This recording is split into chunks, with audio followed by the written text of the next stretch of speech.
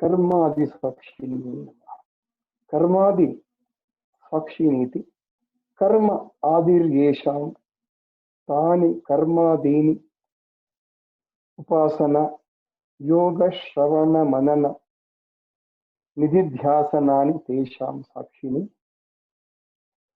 असंबंधी दृष्टि साक्षी चेति श्रुतेः. Once again, you bring one more shruti here. साक्षी चेत अथवा कर्मादयः साक्षीभूताः जीवनिष्ठाः तदनाश्रयतया आत्मदर्शन साधनानि सृज्यमान जगदुपादान भूतानि यस्यः सातता कर्मादि साक्षी नहीं. Sakshi witness. She is witnessing all our actions, karmas. Here particularly, Sakshi Cheti Shruti is telling here, like our Upasana, our Dhyana, our praising her, doing contemplation on her Murti. All this she is witnessing. Sakshi Chetaha Cheti is maybe from Yatashloka Upanishad. Witness all our things, such as all karmas. It is not necessarily only upasana, meditation, worship, etc. She is witnessing also all our actions, sakshi, without involving herself. Because she is with us, she is not elsewhere. She is within us, individual consciousness. That individual consciousness witnessing all our actions. Those actions are not attached or involved by our individual consciousness. That's why we always use the word Atma Sakshi. So Atma is not involved in our actions. It is only a witness. It's the meaning of here. Karmadi Sakshi. Witnessing everything. From where? It is not from elsewhere. It's in us only. Already we have seen in the earlier namas, he is reflecting in us without getting in touch with it. So that reflection in us will be watching, witnessing all the actions. So if we know that, we will be very careful. Even if you say Atma Sakshi or otherwise, you need not say that. You need not say. It is implied. All our actions are witnessed by her in the form of the individual consciousness. So we do not declare that. Whether you tell or not, whether we tell or not, she is witnessing. One should keep in mind. And the purpose of this, Karmadi Sakshini Namaha, all the actions of a being, which is reflecting in that being, in the earlier Nama, we know that. She reflects in the being as the individual consciousness. In that forum, she is witnessing all our. She is Karmadi Sakshini Namaha. This karma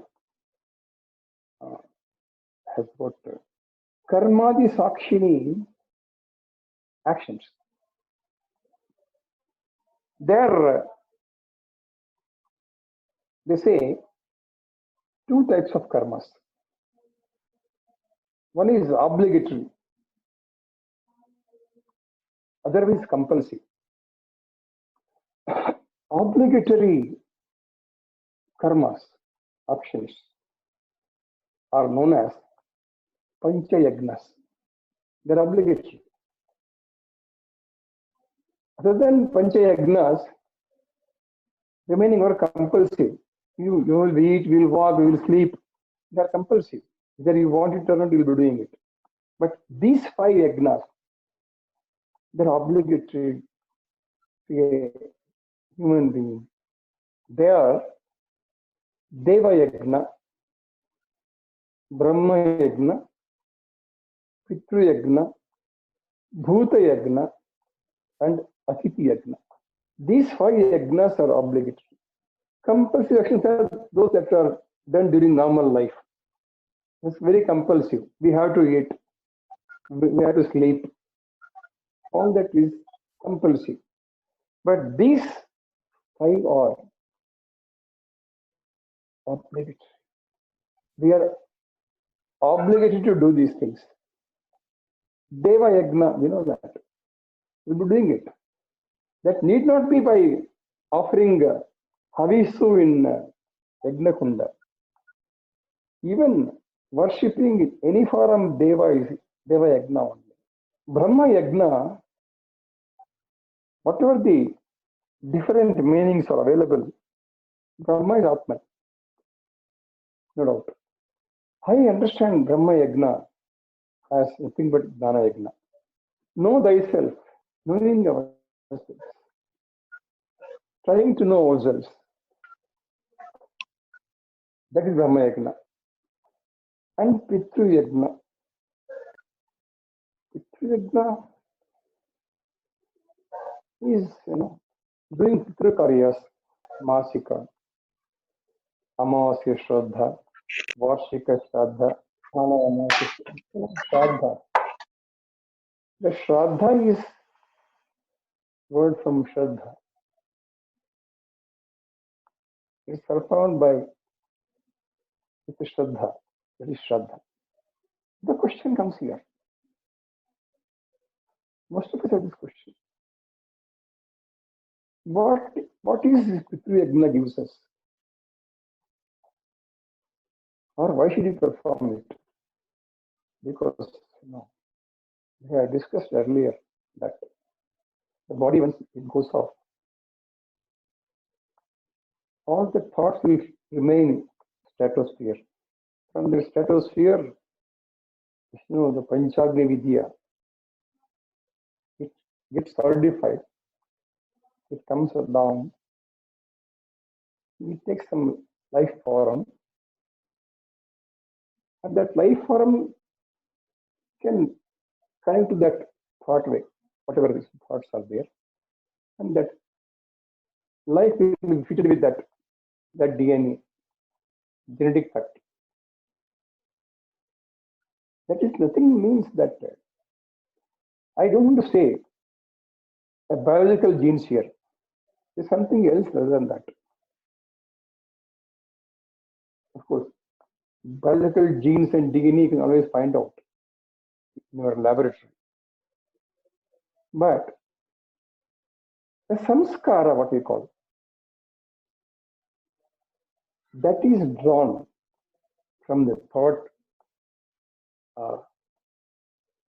treasure available somewhere. So, by doing Pitru Yagna, Pitru is one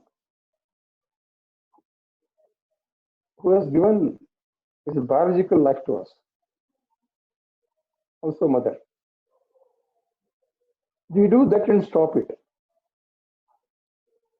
What I understand is that if you get back to our earlier Jnana Yagnas, we have discussed a lot on Panchagni Vidya from Upanishad, Chandogya Upanishad. And also we have discussed at length the thoughts, how thoughts manifest or how thoughts goes to stratosphere, and that thought is a sound. That sound gets into other 4 bhutas, they get solidified. And that can be connected to somebody, to some other living being. That is samskara. That is prarabdha. He connects it at the time of birth itself. That's what is called prarabdha karma, which is at some stage of the development of life, from a single cell to cell get into mitosis, one, two, multiplication in the tissue. But sometime in the process of those tissues getting to organ in the system is how process of life takes place in the mother's womb. At some point, whatever that is in, there are large quantum of thoughts available in stratosphere. According to his connectivity, that baby in this womb itself connect. This is what I told, and I abide by that statement. So when we do that through karya, even that should be recognized. Need not be that thoughts are from our physical, biological parents. Maybe elsewhere. This I can always quote. Somebody born again. No. Those thoughts are born again. Somebody sings like Tyagaraja Bhagavatar. Fine. Maybe his thoughts somebody has got connected to. Somebody is a born actor. Some other actors are connected their thoughts. Even that Pitru Yagna also required. Because your samskaras are based on that. And whatever that, to the thoughts they are connected at the time of birth, before taking birth, that has to continue. That decides our actions afterwards. That we call prarabdha karma. It is not that you did yourself in the old Dharma, don't think about that. You connected to that particular thought, that's it. And Sanchita Agami, we already told. Sanchita is very big treasure of thoughts available there in stratosphere. That will never end. Agami is what we do, our actions in the present lifetime. So when we accept this concept, maybe for some people it is repetition, bear with me. It is not rebirth. Where is rebirth? The body has gone, prana has gone. And individual consciousness is her reflection. It can be withdrawn anytime. Withdrawn, otherwise it is there always. There is no death. So when body has got everything, and mind also is gone, then no thoughts are there. Then what is going to get birth? What is going to get birth is the thoughts. I think I referred Upanishad over here. The desire is born as child. Hope you remember it. Desire is thought. The thought is born as child. It is not my word. It is the words of Shankara in Chandogya Upanishad. Bhashya. Bhuta Yagna. All Panchabhutas. You must always, we live with that. Prithvi, Apu, Teju, Vayu, Akasha.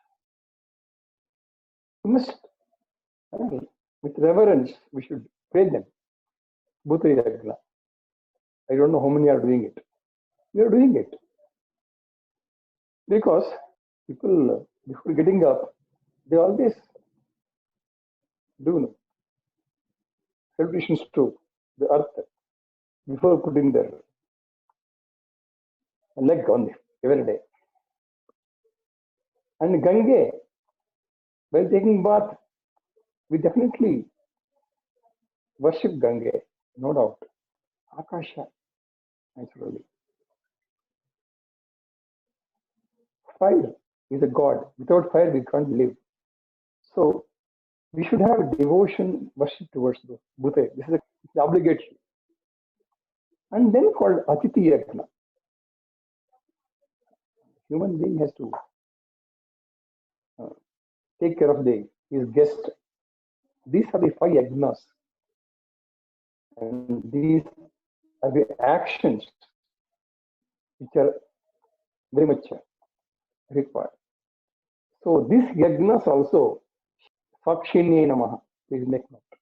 Same things comes in Ganta Sahasranama. Pancha Yagna Priya, Pancha Preta Manchadishayini. Pancha Yagna Priya. Means she loves it. That means she watches it. She witnesses it. Is it not? So we cannot escape her attention as she is witness to all our actions happening in the universe. One more Nama in Sahasranama, 384. Vishwasakshini. Is it not so? Pancha Yagna Priya, Vishwasakshini. You must always know the very smallest actions of ours. She is witnessing. Where? With her reflection as an individual consciousness. Correct? No? Now, he also refers the parallel to this is we can see in also Gita, that is 13th chapter, 29th shloka. Evacha karmani kriyamaणानि sarvashah yah pashyati tathatmanam akartaram sapashyati. Once again. Prakrityaiva cha karmani kriyamaणानि sarvashah yah pashyati tathatmanam akartaram sapashyati. Pashyati. Wonderful. Here, he sees, who sees all actions done by Prakriti alone and the self not acting. This is what I said. The self is not acting.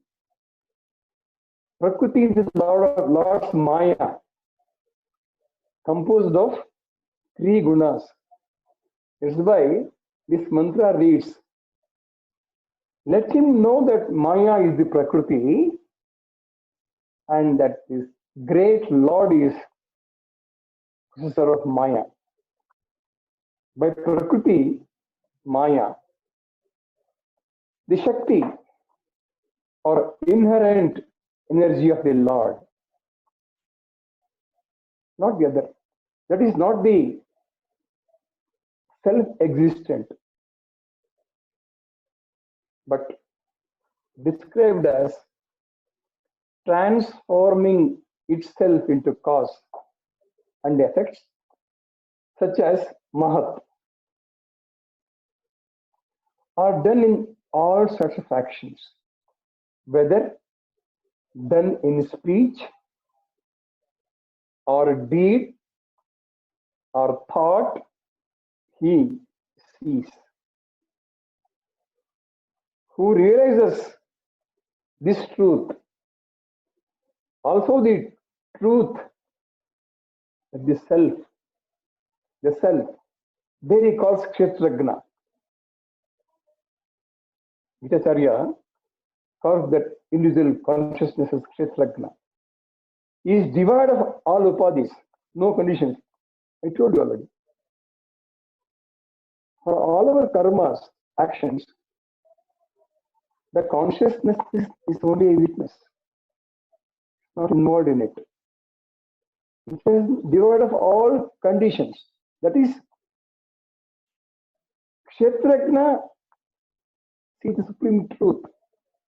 There is no evidence to that in any variety of in him, which is non-agent or unconditioned and free from all specialities, just as there is no variety in Akasha. The self is the source and the abode of all. The same knowledge is again expounded. He alone really sees all actions being performed in every way. This is the quality of Brahman. He alone sees all actions being performed in every way. This is the quality of Brahman. Though she is the cause for actions, she does not directly get involved in any actions. For all the actions, she is the cause. But she does not directly get involved in any actions. She purely goes by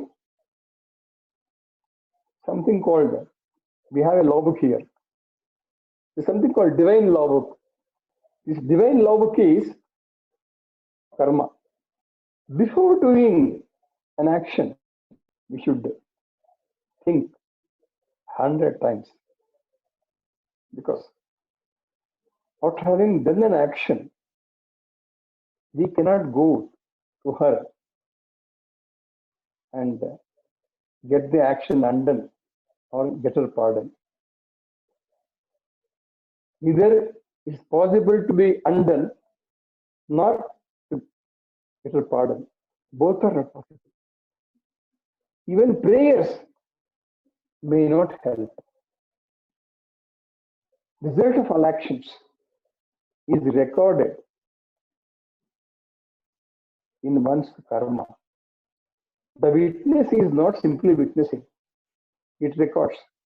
And karma have to be experienced. It cannot go anywhere. Karma have to be experienced. There is no alternate to this experience. But one thing is definite. Karmas, they do not accrue once we surrender to her. The karmas do not accrue once we surrender to. When the surrender is perfect and complete, she takes us to Shiva for final liberation. What is Shiva? It is her own prakasha, that's all. It's an immersion, reflection. And prakasha is the light. Once we surrender to her, these karmas do not accrue. And she will take us to Shiva for final liberation.